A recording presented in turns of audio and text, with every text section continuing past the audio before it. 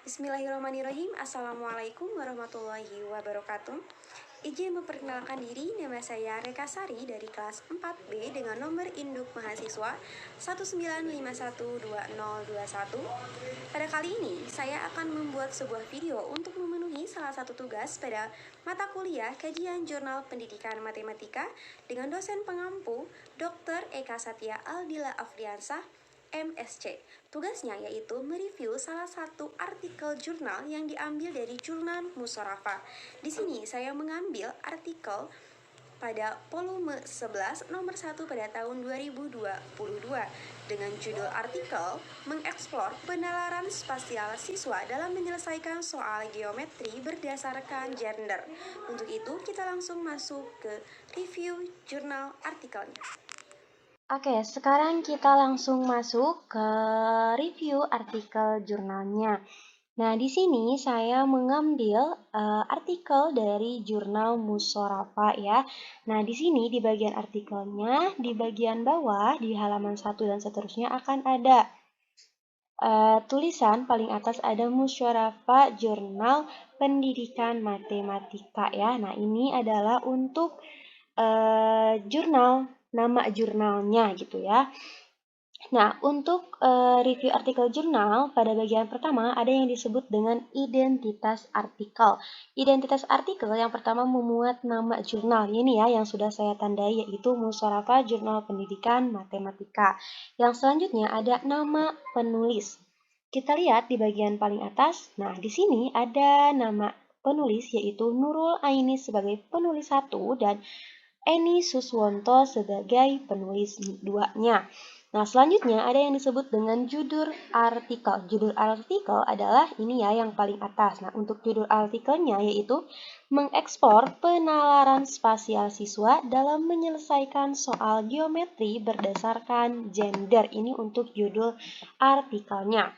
Nah, selanjutnya ada yang disebut dengan tahun terbitan. Nah, jadi si artikel ini diterbitkan pada tahun berapa? Nah, di sini ya ada disebut diterbitkan pada tanggal 31 bulan 1 pada tahun 2022. Selanjutnya ada yang disebut dengan link web artikel jurnal. Link web artikel jurnal adalah link yang akan menuntun kita untuk masuk ke artikelnya. Nah, untuk link artikel jurnalnya nanti akan saya sertakan di description box ya. Nah, untuk selanjutnya ada yang disebut dengan DOI. DOI biasanya ada pada halaman jurnalnya gitu ya. Nanti akan saya sertakan juga untuk DOI-nya di description box. Nah, yang terakhir di identitas jurnal atau identitas artikel ada yang disebut dengan akreditasi jurnal.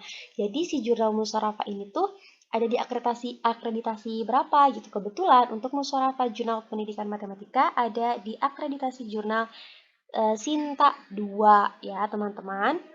Nah, untuk yang selanjutnya ada yang disebut dengan efektivitas judul atau keefektifan judul ya, teman-teman. Nah, di sini ada yang disebut dengan si judulnya itu tidak melebihi 15 kata. Kita lihat ya di judulnya, mengeksplor penalaran spasial siswa dalam menyelesaikan soal geometri berdasarkan gender. Kita hitung di judulnya ini memuat berapa kata ya? Ada 1, 2, 3, 4, 5, 6, 7, 8, 9, 10. Jadi untuk judulnya kurang dari 15, yaitu ada 10 kata.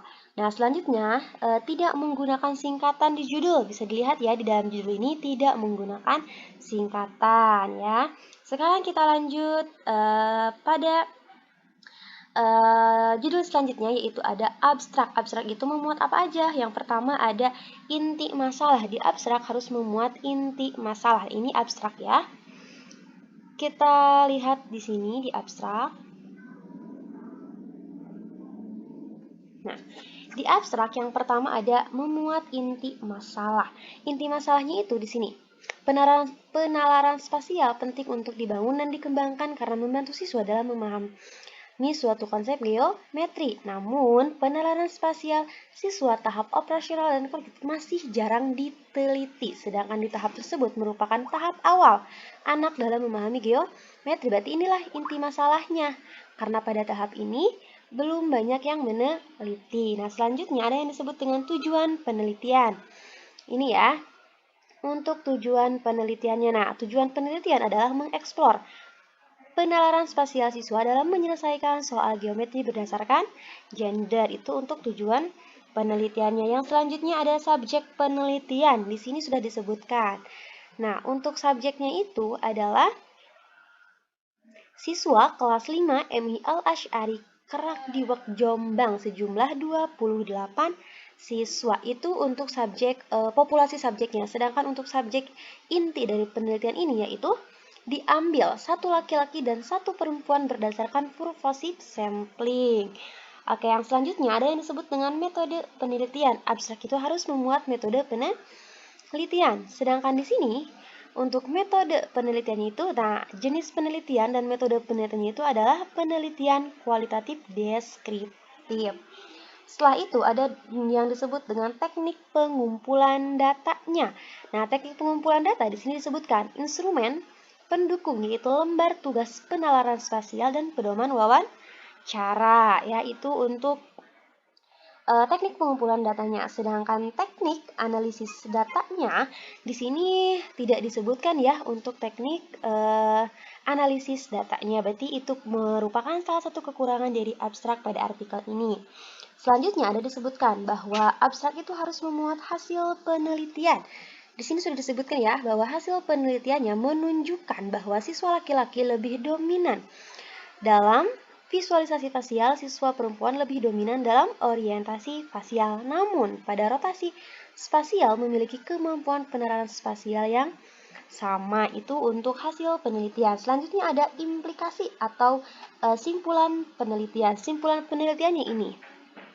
Nah, simpulan penelitiannya dari rotasi sampai akhir bahwa rotasi spasial memiliki kemampuan penalaran spasial yang sama antara laki-laki ataupun perempuan. Setelah itu, yang terakhir, banyak kata di abstrak itu harus 150 sampai 250 kata. Nah, setelah saya hitung di abstrak ini memuat 128 kata, berarti masih masuk ke dalam ideal abstrak ya. Nah, untuk yang terakhir, bahasa abstrak berbeda dengan isi artikel. Tidak, karena setelah saya baca seluruh isi dari artikel ini, bahwa yang termuat di abstrak itu sesuai dengan apa yang ada di dalam artikelnya. Oke teman-teman, selanjutnya ada kata kunci dalam artikel. Yang pertama, kata kunci tidak terdiri dari 3 sampai 5 kata kunci. Nah, di sini ada kata kunci dalam abstrak. Kita lihat bahwa kata kuncinya ini ada berapa? Kata kuncinya ada 3. Yang pertama ada gender, yang kedua ada penalaran spasial, dan yang terakhir ada soal geometri. Itu untuk kata kunci artikelnya.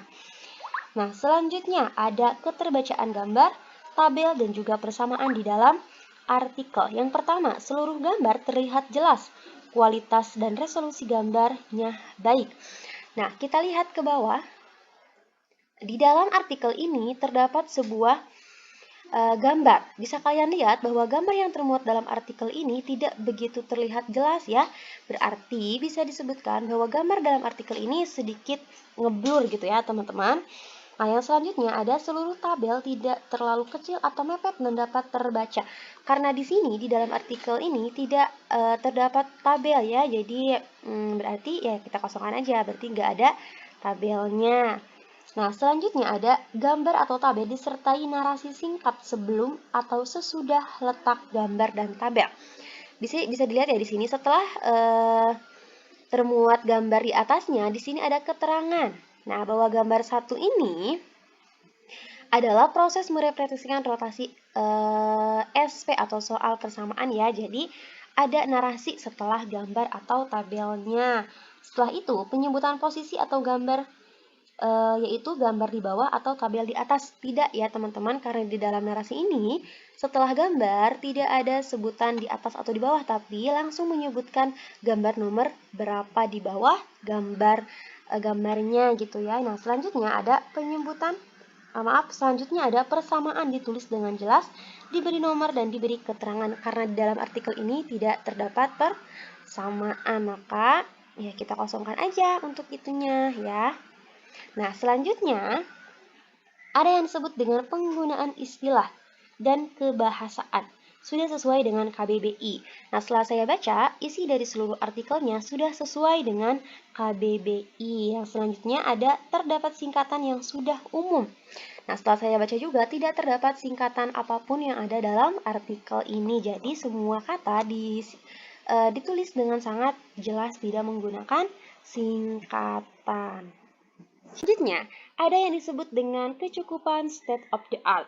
State of the art pada artikel jurnal ini bisa dikatakan cukup karena dalam satu subbab sudah terdapat lebih dari 3 state of the art atau kutipan jurnal sebelumnya. Nah, contohnya di sini ya, pada pendahuluan. Nah, di sini sebagai suatu sistem aksioma, matematika memuat komponen-komponen dan aturan perjuangan pengerjaan yang dapat menjalin hubungan secara fungsional antar komponen dan sifat yang bersifat sistematis. Nah, oleh karena itu, suksesnya kemampuan matematika seseorang sangat dipengaruhi akan penguasaan matematikanya sejak sekolah dasar. Selain itu, materi geometri sudah ada di sekolah dasar yang dikutip dari Muslim dan Prabawati pada tahun 2020 ya. Pada setiap satu kalimat itu sudah lebih dari 2 state of the art. Nah, berarti untuk pendahuluan bisa disebut ideal ya, karena sudah memenuhi kecukupan state of the art. Selanjutnya ada kejelasan gap analisis. Penalaran spasial sangat berperan penting dalam pemahaman geometri, namun selama ini jarang ada penelitian penalaran spasial di tingkat sekolah dasar. Masih masuk yang tadi di ketertarikan penelitian melakukan penelitian ini. Itu merupakan gap analisis atau analisis kesenjangan antara apa yang akan dilakukan dengan harapan masyarakat itu bahwa penalaran spasial juga harus diteliti pada tingkat sekolah dasar. Setelah itu ada yang disebut dengan letak kebaharuan atau originalitas atau juga biasa disebut dengan novelty. Nah, untuk kebaharuannya, nah di sini ada pada bagian bawah, teman-teman. Nah, untuk di bagian ininya, di bagian letak kebaharuannya, pada penelitian ini yang dimaksud dengan penalaran spasial adalah penalaran yang melibatkan 3 komponen. Nah, ini merupakan letak kebaharuannya karena di sini si peneliti menyebutkan pengertian yang disebut dengan penalaran spasial yang berbeda dengan penelitian-penelitian sebelumnya. Jadi, si peneliti membuatkan kesimpulan baru atau kebaharuan mengenai penalaran spasial. Nah, setelah itu ada yang disebut dengan studi literatur tentang teori utama. Nah, pada letak studi literaturnya, yang membahas tentang teori utama di sini. Nah, pada paragraf pertama pendahuluan ini yang merupakan disebut dengan studi literatur yang membahas tentang informasi awal mengenai kecukupan data untuk artikel tersebut. Nah, setelah itu ada mengajukan pertanyaan penelitian. Setelah saya baca pada pendahuluan ini tidak terdapat pertanyaan mengenai pertanyaan penelitian. Yang terakhir ada kejelasan tujuan penelitian. Tujuan penelitian ada di bagian akhir pendahuluan. Nah, di sini ada disebutkan bahwa jadi tujuan penelitian ini yaitu mengeksplor penalaran spasial siswa dalam menyelesaikan masalah atau soal geometri berdasarkan gender. Sekarang kita masuk ke bagian ke bagian metode penelitian. Yang pertama, metode penelitian itu harus menguraikan tentang metode dan jenis penelitian yang digunakan. Nah, di sini pada bagian metode bisa kita lihat. Nah, di bagian awal sudah dijelaskan bahwa peneliti menggunakan pendekatan penelitian kualitatif dengan jenis penelitian deskriptif. Berarti sudah dijelaskan ya, sudah disebutkan dengan sangat jelas bahwa penelitian ini menyebutkan metode dan jenis penelitian yang digunakan. Selanjutnya, subjek penelitian dijelaskan secara mendetail. Nah, di sini sudah dijelaskan juga bahwa penelitian dilakukan di sekolah MI Al-Asy'ari Kerak Dewek Jombang yang dilaksanakan kurang lebih selama 2 minggu dengan responden siswa kelas 5 sejumlah 28 dari MI Al-Asy'ari Kelas Dewek Jombang. Nah, selanjutnya untuk subjek penelitian intinya diambil laki-laki dan perempuan dari responden dengan alasan subjek penelitian yang dipilih dengan variabel kontrol kemampuan matematika yang dengan variabel kontrol kemampuan matematika yang setara dan mampu mengomunikasikan apa yang subjek pikirkan. Ini untuk subjek penelitiannya sudah dijelaskan secara mendetail. Nah, setelah itu ada yang disebut dengan teknik pengumpulan data yang diungkap secara lengkap beserta bentuk instrumennya. Nah, di sini untuk teknik pengumpulan datanya. Nah, instrumen pendukung adalah tes dan pedoman wawancara. Instrumen soal tes adalah soal geometri, yaitu ada 3 soal. Pertama untuk indikator rotasi spasial, yang keduanya kita swipe ke atas, yang keduanya untuk indikator visual spasial, soal ketiga untuk indikator orientasi spasial. Nah, ya sudah dijelaskan dengan sangat mendetail. Nah, untuk teknik pengambilan datanya juga sudah dijelaskan sangat jelas. Nah, di sini sampai ke bawah ini merupakan penjelasan mengenai teknik pengumpulan datanya ya. Nah, yang terakhir ada yang disebut dengan teknik analisis data. Harus dijelaskan dengan sangat jelas. Nah, di sini untuk teknik analisis datanya juga sudah dijelaskan bahwa aktivitas analisis data kualitatif dikerjakan secara interaktif dan bersifat terus-menerus sehingga data ajek atau jenuh. Nah, adapun aktivitas analisis dalam penelitian ini terdiri dari 3 langkah, yaitu menggunakan reduksi data, penyajian data, dan juga penarikan kesimpulan. Berarti untuk metode penelitian sudah memuat semua indikator-indikator yang harus ada. Nah, selanjutnya kita masuk ke review hasil penelitian. Yang pertama, untuk penelitian kualitatif, bagian hasil memuat bagian-bagian rinci dalam bentuk subtopik dan subtopik yang berkaitan langsung dengan fokus penelitian dan kategorinya. Nah, di sini di hasil penelitian yang pertama, ya di sini sudah dijelaskan per subbab karena pada pertama itu subjeknya diambil subjek laki-laki dan subjek perempuan, maka di sini sudah dijelaskan per subbab. Yang pertama ada bagian A, penalaran spasial siswa perempuan dalam menyelesaikan soal geometri. Di sini juga harus sudah dijelaskan. Untuk bagian satunya ada proses rotasi spasial, bagian duanya proses visualisasi spasial, dan bagian tiganya rotasi orientasi spasial. Nah, di sini ada bagian B-nya, penalaran spasial siswa laki-laki dalam menyelesaikan soal geometri. Berarti sudah dijelaskan secara subtopik-subtopik yang membahas tentang fokus penelitian dalam bentuk kategori-kategori. Yang selanjutnya ada menginterpretasikan atau menafsirkan temuan-temuan sesuai dengan fakta di lapangan. Kita swipe ke bawah ya, di sini sudah dijelaskan. Maaf, sebentar ya. Nah, di sini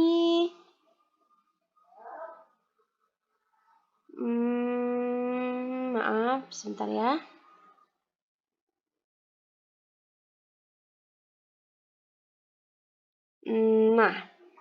Nah, di bagian akhir untuk hasil menginterpretasikan penafsiran bahwa siswa MI Al-As'ari menurut Piaget masuk ke dalam tahapan operasional konkret dan menurut Yervis pada tahun 2011 menyatakan bahwa siswa pada tahap orientasian operasional konkret tanpa objek fisik di hadapan mereka akan mengalami kesulitan besar dan berpikir menyelesaikan masalah. Hal ini sepenuhnya tidak sesuai dengan temuan penelitian ini. Siswa laki-laki tidak membutuhkan alat peraga dalam visual spasial, ya sudah dijelaskan.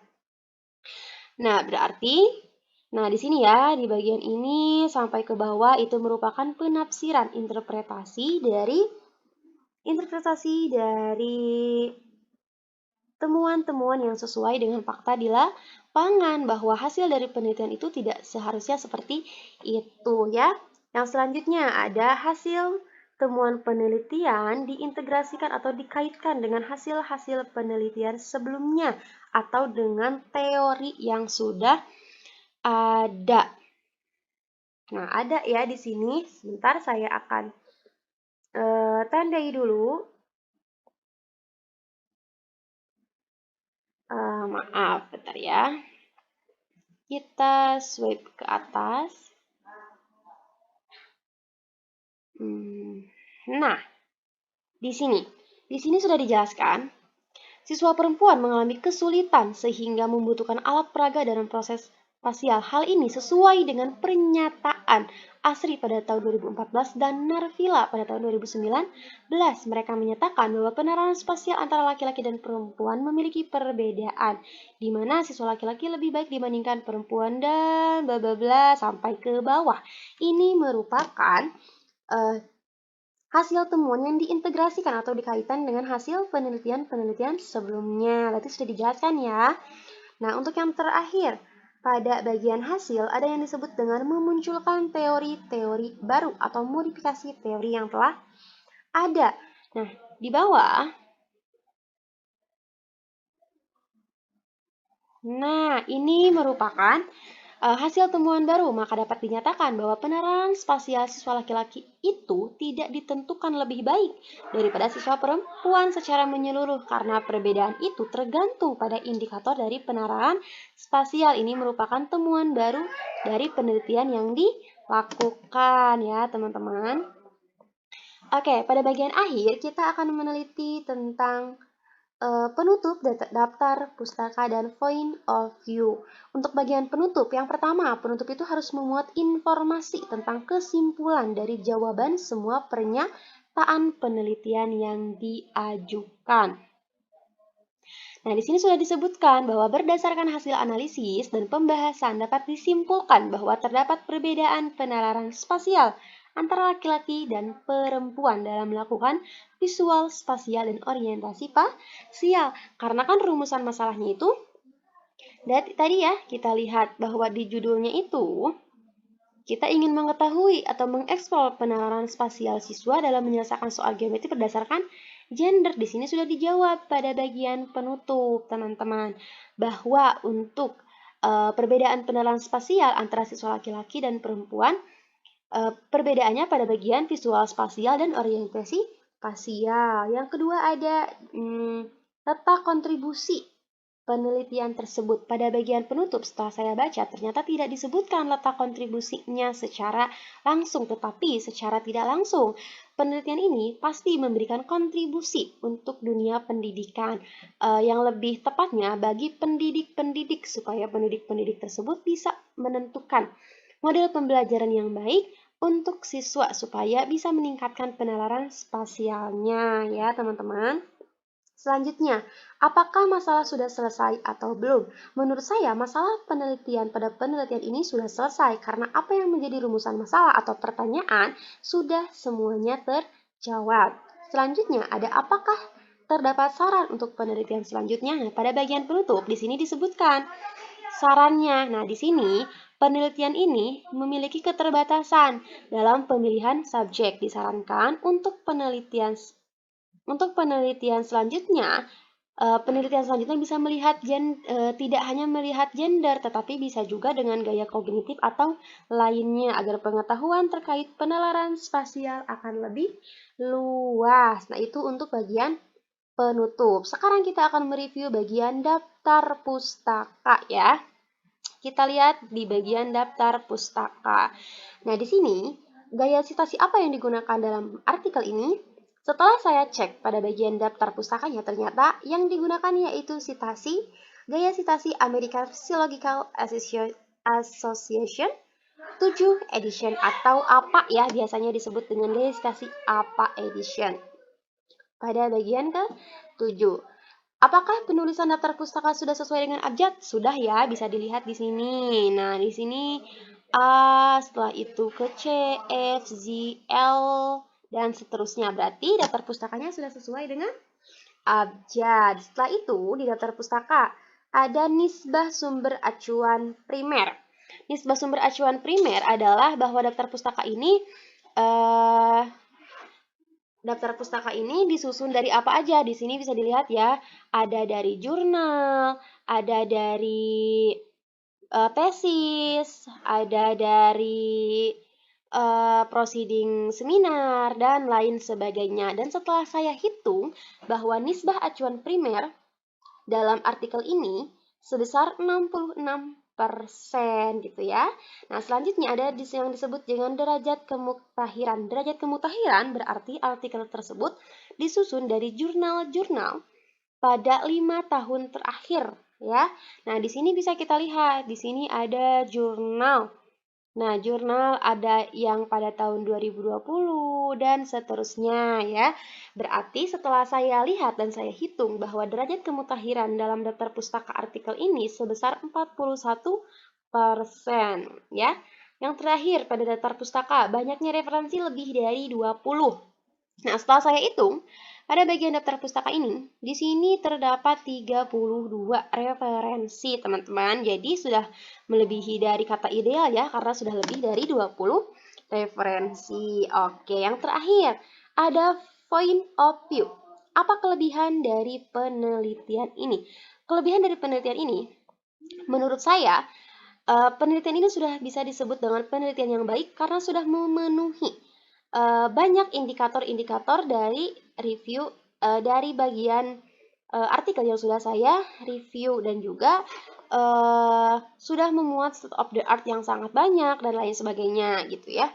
Nah, dan untuk kekurangannya berarti masih terdapat beberapa bagian-bagian yang belum disebutkan pada artikel tersebut. Nah, selanjutnya ada yang disebut di mana letak kelemahan.